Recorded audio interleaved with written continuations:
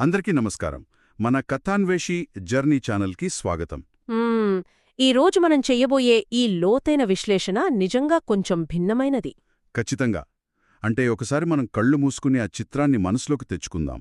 ప్రపంచవ్యాప్తంగా ఎన్నో దశాబ్దాలుగా ఎందరో కుర్రాళ్ల టీషర్ట్లపై, ఆ కళాశాల హాస్టల్ గదుల గోడలపై కూడా. అవును, ఎర్రటి బ్యాక్గ్రౌండ్లో నల్లటి సిరాతో అచ్చువేసినట్లుండే ఆ ముఖం, ఒక బెరెట్ టోపీ, ఆ గుబురు గడ్డం, చాలా దూరంగా ఏదో ఒక అనంతమైన లక్ష్యాన్ని చూస్తున్నట్లుగా ఉండే తీక్ష్ణమైన చూపులు. ఆ ముఖం మనందరికీ తెలుసు, ఒక గ్లోబల్ ఐకాన్ అది. కానీ ఆ పాప్ కల్చర్ ఇమేజ్గా మారిపోయిన ముఖం వెనుకున్న అసలు మనిషి ఎవరు? ఈరోజు మనం ముందున్న Che Guevara, the architect of modern rebellion అనే ఆధారాల నుండి ఆ మనిషి జీవితంలోని సంక్లిష్టమైన పేజీలను తిరగేద్దాం. ఎటువంటి రాజకీయ పక్షపాతం లేకుండా విశ్లేషిద్దాం. ఈ ప్రయాణాన్ని మనం ఒక థ్రిల్లర్లా చూడాలి. ఒక చీకటి గదిలో నెమ్మదిగా వెలుగు ప్రసరిస్తున్నట్లుగా భావించాలి. అవును. ప్రతి ఆధారాన్ని ఒక క్లూగా తీసుకుని లోపలికి వెళ్తే, ఒక సాధారణ మధ్యతరగతి వైద్య విద్యార్థి ప్రపంచం మొత్తం దడలెత్తే ఒక గెరిల్లా కమాండర్గా ఎలా మారాడో మనకు అర్థమవుతుంది. ఇది కేవలం ఒక వ్యక్తి కథ మాత్రమే కాదు కదా? అస్సలు కాదు. ఇది ఆదర్శాలు, రక్తపాతం మరియు విప్లవాలు కలగలిపిన ఒక శకం యొక్క కథ. అయితే ఆ మిత్తు వెనుక ఉన్న బాలుడి కథతోనే ఈ అన్వేషణ మొదలుపెడదాం.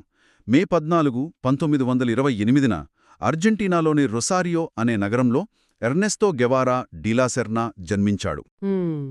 సాధారణంగా ఒక మధ్యతరగతి కుర్రాడు విప్లవకారుడిగా మారటం వెనుక ఏదైనా తీవ్రమైన పేదరికం ఉండి ఉంటుందనుకుంటాం కదా? అవును, కాని ఇక్కడ నేపథ్యం వేరు. ఇక్కడే మనం మొదటి క్లూని పట్టుకోవాలి. వాళ్ల కుటుంబం ఆర్థికంగా పేదరికంలో ఏమీ లేదు. అంటే ఆకలి బాధలు లాంటివి లేవన్నమాట. ఖచ్చితంగా లేవు. కాని వారి ఇంటి వాతావరణం చాలా భిన్నమైనది. అతని తండ్రి ఎర్నెస్టో గెవారా లించ్ ఒక వ్యాపారవేత్త, పైగా బలమైన సామ్రాజ్యవాద వ్యతిరేక భావాలున్న వ్యక్తి. ఇక తల్లి సిలియా గురించి చెప్పాలంటే, ఆమెది స్పానిష్ కులీన వంశం. అయినా కూడా చాలా స్వతంత్ర భావాలున్న మహిళ ఆమె. ఆ ఇంట్లో ఎప్పుడూ ఒక మేధోపరమైన వాతావరణం ఉండేది. డైనింగ్ టేబుల్ దగ్గర ఎప్పుడూ రాజకీయ చర్చలు జరిగేవి అంటారు కదా? అవును, ప్రపంచ వ్యవహారాలపై వాదోపవాదాలు నిత్యం జరిగేవి. వారి లైబ్రరీలో వేలాది పుస్తకాలుండేవి. చిన్నప్పటినుండే ఎర్నెస్టోకు ఎవరిని గుడ్డిగా నమ్మకూడదని ప్రశ్నించే తత్వం ఆ వాతావరణం నుండే అబ్బింది. కాని ఆ ఎదుగుదలలో ఒక పెద్ద అవరోధం కూడా ఉంది. అతనికి కేవలం 2 ఏళ్ల వయసున్నప్పుడే ఒక వ్యాధి, తీవ్రమైన ఆస్తమా. అవును, ఆస్తమా. ఆ వ్యాధి ఎంత దారుణంగా ఉండేదంటే అతను రాత్రంతా ఊపిరి పీల్చుకోలేక వెలివిలలాడిపోయేవాడు.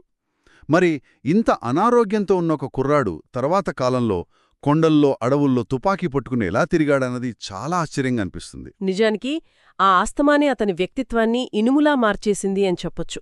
తన కొడుకు గురించి వాళ్ల నాన్న ఒకసారి మాట్లాడుతూ ఒక అద్భుతమైన మాటన్నాడు. ఏమని? నా కొడుకును చూస్తున్నప్పుడు మొదట కనిపించేది ఆస్తమా కాదు, ఆ వ్యాధిని జయించాలనే అతనిలోని అసాధారణమైన సంకల్పబలం. వావ్!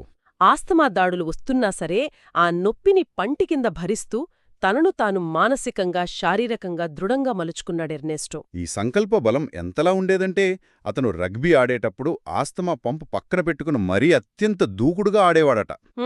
ఆ దూకుడు చూసే అతని స్నేహితులు అతనికొక ముద్దు పేరు కూడా పెట్టారు. అవును, ఫ్యూజర్. ఫ్యూరీ బుండో అంటే ఉగ్రత లేదా కోపం.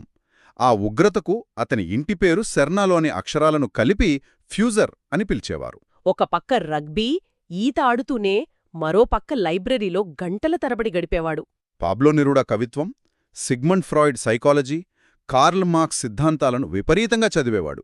ఆ మేధోపరమైన ఆకలే అతన్ని 1948లో బ్యూనస్ ఎయిర్స్ విశ్వవిద్యాలయంలో వైద్య విద్య వైపు నడిపించింది. ముఖ్యంగా డెర్మటాలజీ మరియు కుష్ఠువ్యాధి పరిశోధనల పట్ల అతను ఆసక్తి చూపించాడు కదా? అవును, బహుశా సమాజం చేత వెలివేయబడిన కుష్ఠువణుకులకు సేవ చేయాలనే ఆలోచన అతనిలో బలంగా ఉండి ఉండొచ్చు. కాని అతనిలోని విప్లవకారుడిని తట్టిలేపింది ఆ మెడికల్ టెక్స్ట్ బుక్స్ కాదు. 1951 నాటి ఆ సుదీర్ఘ మోటార్ సైకిల్ ప్రయాణం. ఖచ్చితంగా. అతనికప్పుడు కేవలం 23 ఏళ్లు.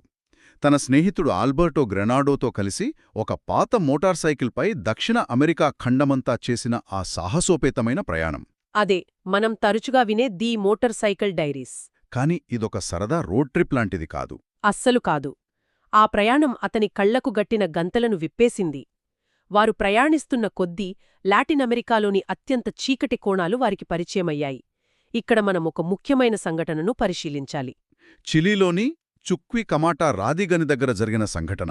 అవును, ఆ గని దగ్గర వారు ఒక నిరుపేద కమ్యూనిస్ట్ దంపతులను కలిశారు. గడ్డకట్టే చలిలో కప్పుకోడానికి కనీసం ఒక దుప్పటి కూడా లేకుండా ఆ కార్మికులు పడుతున్న పడరాని పాట్లు ఎర్నెస్టోను లోతుగా కదిలించాయి. ఆ తర్వాత పెరూలోని శాన్ పాబ్లో కుష్ఠురోగుల ఆశ్రమంలో గడిపిన రోజులు కూడా. నిజమే, మూలవాసుల పట్ల సమాజం చూపుతున్న వివక్ష, ఈ తీవ్రమైన అసమానతలు చూశాక అతని ఆలోచనా విధానం పూర్తిగా మారిపోయింది. అంటే ఒక వైద్యుడుగా అతను మనుషులకొచ్చే శారీరక రోగాలను మాత్రమే నయం చేయగలడు. కాని సమాజానికి పట్టిన ఈ పేదరికం, అసమానతలనే క్యాన్సర్కు కేవలం వైద్యం సరిపోదు అని భావించాడనమాట. సరిగ్గా చెప్పారు. సామ్రాజ్యవాద శక్తులు, బహుళజాతి కంపెనీలు లాటిన్ అమెరికాను ఎలా దోచుకుంటున్నాయో అతను కళ్లారా చూశాడు. ఆ క్షణంలోనే ఈ విదేశీ ఆధిపత్యం లేని ఒక ఐక్య లాటిన్ అమెరికా అనే కల అతన్లో మొలకెత్తింది. అందుకే 1953లో డాక్టర్ పట్టా తీసుకున్నాక కూడా అతనెక్కడో ఒక క్లినిక్ పెట్టుకుని ప్రశాంతంగా బతకలేదు. సమాజపు జబ్బున నయం చేయడానికి స్టెథోస్కోప్కి బదులు ఆయుధాన్ని ఎంచుకున్నాడు. ఈ మార్పు వెనుక కేవలం యవ్వనపు కావేశం మాత్రమే లేదు. అతను మార్క్స్ పెట్టుబడిదారీ వ్యవస్థ విశ్లేషణను, లెనిన్ విప్లవ వ్యూహాలను చాలా లోతుగా అధ్యయనం చేశాడు. తన కోపానికి ఒక సైద్ధాంతిక పునాదిని ఏర్పరచుకున్నాడు. అవును, ఆ సైద్ధాంతిక పునాదే అతని తదుపరి అడుగులను నిర్దేశించింది. ఇక్కడ మనమొక అద్భుతమైన వాక్యాన్ని గుర్తు చేసుకోవాలి. నిజమైన విప్లవకారుడు గొప్ప ప్రేమభావనలతో మార్గనిర్దేశం చేయబడతాడు. ఇది చాలా ఆశ్చర్యకరమైన వాక్యం కదూ? అవును, తుపాకీ పట్టుకున్న వ్యక్తి కరుణ, ప్రేమ గురించి మాట్లాడడం కాస్త విచిత్రంగా అనిపిస్తుంది. వినడానికి వైరుధ్యంగా ఉన్నా అందులో చాలా గంభీరమైన అర్థముంది. తోటి మనిషి పడుతున్న బాధను చూసి చలించిపోయే ఆ ప్రేమ లేదా కరుణ లేకపోతే తన ప్రాణాలను పణంగా పెట్టి పోరాడే తెగింపు రాదు అనేది అతని నమ్మకం. ఈ ప్రేమ వ్యక్తిగత జీవితం విషయానికొస్తే అతని ప్రయాణాల్లో హిల్డా గాడియా పరిచయమైంది. రాజకీయాలతో మరింత లోతైన పరిచయం ఏర్పడింది. 1955లో వారి వివాహం జరిగింది. వారికి ఒక పాప. ఆ తర్వాత క్యూబా విప్లవం సమయంలో అలైడా మార్చ్తో పరిచయం కదా? అవును, ఆ తర్వాత హిల్డాతో విడాకులు తీసుకుని అలైడాను వివాహం చేసుకోవడం జరిగింది. మొత్తం అతనికి 5 పిల్లలు. ఇక్కడ ఆసక్తికరమైన విషయమేంటంటే అతని కూతురు అలైడా గెవారా నేడు ఒక వైద్యురాలిగా ప్రపంచవ్యాప్తంగా పనిచేస్తున్నారు. ఒక రకంగా తన తండ్రి వదిలేసిన వైద్యవృత్తికి ఆమె న్యాయం చేస్తున్నారన్నమాట. ఖచ్చితంగా. అంతేకాదు, అతను కేవలం కత్తిపట్టిన యోధుడు మాత్రమే కాదు, కలం పట్టిన రచయిత కూడా. అవును, guerrilla warfare, the Bolivian diary లాంటి పుస్తకాల్లో అతని సైనిక వ్యూహాలు, మేధోపరమైన లోతు మనకు స్పష్టంగా కనిపిస్తుంది. సరే, ఇప్పుడు ఈ కథలోని అత్యంత కీలకమైన సినిమాటిక్ ఘట్టంలో కడుగుపెడదాం. మెక్సికోలో ఫిడెల్ కాస్ట్రోను కలవడం. ఆ కలయికే క్యూబా చరిత్రను పూర్తిగా మార్చేసింది. మెక్సికోలో ఒక రాత్రి ఫిడెల్ కాస్ట్రోతో జరిగిన సుదీర్ఘ సంభాషణ తరువాత క్యూబా నియంత ఫుల్జెన్సియో బాటిస్టాను గద్దెదించే పోరాటంలో తాను కూడా భాగం కావాలని ఎర్నెస్టో నిర్ణయించుకున్నాడు. అప్పుడే కదా ఆ క్యూబన్లు అతనికి చే అనే పేరు పెట్టింది. అవును, అర్జెంటీనా యాసలో చే అంటే బ్రదర్ లేదా మిత్రమా అని అర్థం. అలా డాక్టర్ ఎర్నెస్టో కాస్త ప్రపంచానికి పరిచయమైన చే గెవారా అయ్యాడు. 1956లో ఆ గ్రాన్మా అనే చిన్న నౌకలో వారు క్యూబాకు బయల్దేరడం నిజంగా ఒక సూసైడ్ మిషన్ లాంటిది. నిజమే, 12 మంది ప్రయాణించాల్సిన ఆ చిన్న పడవలో 82 మంది ఎక్కాడు. భయంకరమైన సముద్రపు జబ్బుతో, ఆకలితో వారు తీరం చేరారు. తీరం చేరగానే అలెగ్రియా డెప్యూ దగ్గర బాటిస్టా సైన్యం జరిపిన మెరుపు దాడిలో చాలామంది చనిపోయారు. ప్రాణాలతో మిగిలిన ఆ కొద్దిమంది సియరా మెస్ట్రా పర్వతాల్లోకి పారిపోయారు. అక్కడ నెలల తరబడి భయంకరమైన చలిలో సాగించిన గెరిల్లా పోరాటం మామూలు విషయం కాదు. ప్రతి అడుగులోనూ మృత్యువు పొంచుండేది. కాని చివరకు వారి వ్యూహాలు ఫలించాయి. 1959 జనవరి 1న నియంత బాటిస్టా దేశం విడిచి పారిపోయాడు. క్యూబా విప్లవం గెలిచింది.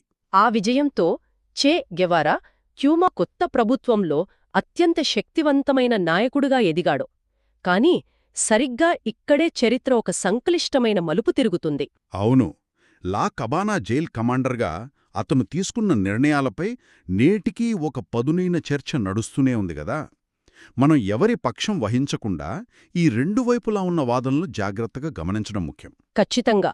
లా కబానా కోటలో బాటిస్టా పాలనలో అమాయకులను హింసించి చంపారని ఆరోపించబడిన అధికారులకు, సైనికులకు చే గెవారా పర్యవేక్షణలో మరణశిక్షలు అమలు చేయబడ్డాయి. అతని మద్దతుదారులు మాత్రం ఇది సరియైన న్యాయం అని వాదిస్తారు.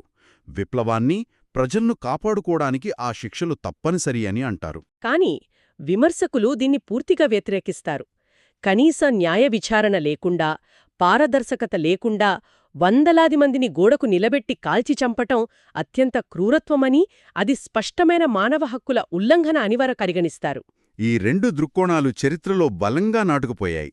ఇక అతని వ్యక్తిగత జీవన శైలిని చూస్తే అందులో కూడా ఎన్నో ఆశ్చర్యకరమైన వైరుధ్యాలు కనిపిస్తాయి కదా. అవును, అతను ఒక దేశానికి పరిశ్రమల మంత్రిగా, నేషనల్ బ్యాంక్ అధిపతిగా ఉన్నాడు. ఒకసారి ఊహించుకుందాం, నేటి కాలంలో ఒక దేశపు సెంట్రల్ బ్యాంక్ గవర్నర్ ఆదివారం పూట వెళ్లి పొలాల్లో చెమటోడ్చడం మనం అసలు ఊహించగలమా? అస్సలు ఊహించలేము. కాని చెగేవారా విలాసాలను పూర్తిగా తిరస్కరించి వారాంతాల్లో సాధారణ కూలీలతో పాటు చెరుకు తోటల్లో పనిచేసేవాడు. స్వచ్ఛంద శ్రమ ద్వారా దేశాన్ని నిర్మించాలని అతను బలంగా నమ్మాడు. కాని ఇక్కడే ఆ ఆసక్తికరమైన వైరుధ్యం వస్తోంది. జీవితాంతం ప్రాణాంతకమైన ఆస్థమాతో ఊపిరందక బాధపడిన వ్యక్తి ఖరీదైన క్యూబన్ సిగార్లు తాగడం అలవాటు చేసుకున్నాడు. మాంటెక్రిస్టో, పార్తగాస్ లాంటి అత్యంత ఖరీదైన సిగార్లు, సియరా మెస్ట్రా కొండల్లో దోమల నుండి రక్షించుకోవడానికి మొదలైన ఆ అలవాటు అతని జీవితంలో ఒక భాగమైపోయింది. ఆ బెరెట్ టోపీ, నోట్లో ఆ సిగార్, పెట్టుబడిదారీ వ్యవస్థను ద్వేషించిన ఒక కమ్యూనిస్ట్ యోధుడికి ఆ సిగార్ ఒక ఐకానిక్ ఇమేజ్గా మారడం చరిత్రలో ఒక విచిత్రం. ఆ ఇమేజ్తో పాటే అతని ఆశయాలు కూడా క్యూబా సరిహద్దులు దాటాయి. క్యూబాలో సాధించిన విప్లవం కేవలం ప్రారంభం మాత్రమేనని అతను నమ్మాడు.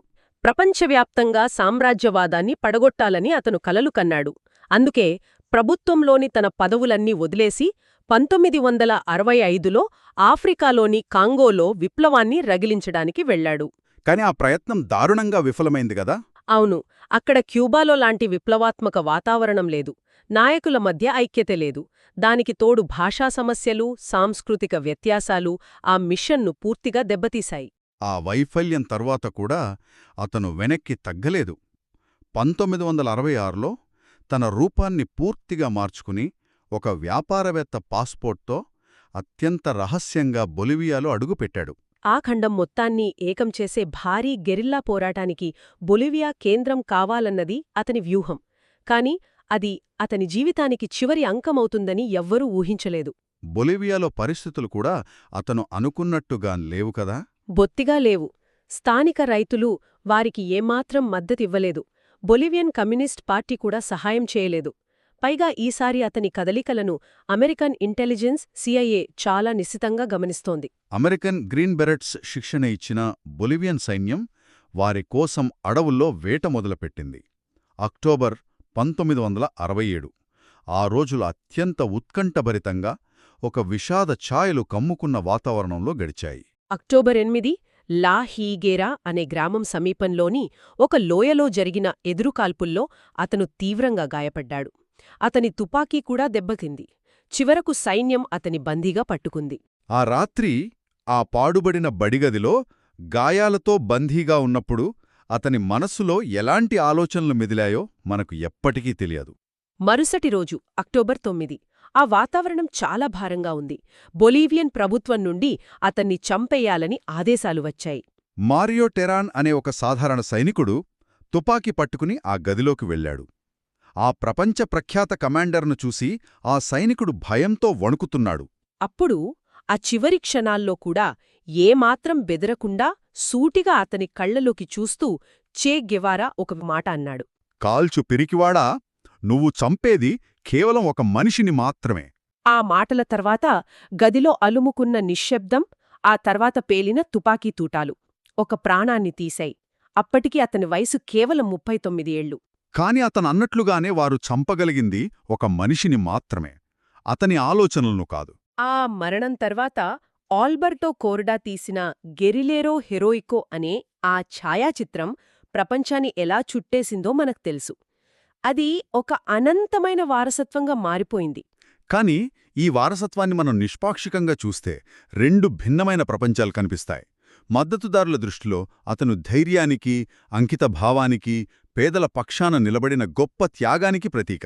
అదే సమయంలో విమర్శకుల దృష్టిలో అతను ఆచరణ సాధ్యం కాని, విఫలమైన ఆర్థిక విధానాలకు, స్వేచ్ఛను అణచివేసిన నియంతృత్వానికి ప్రతీక. తన ఆదర్శాల కోసం రక్తం చిందించడానికి వెనుకాడని హింసాత్మక విధానాలకు గుర్తు.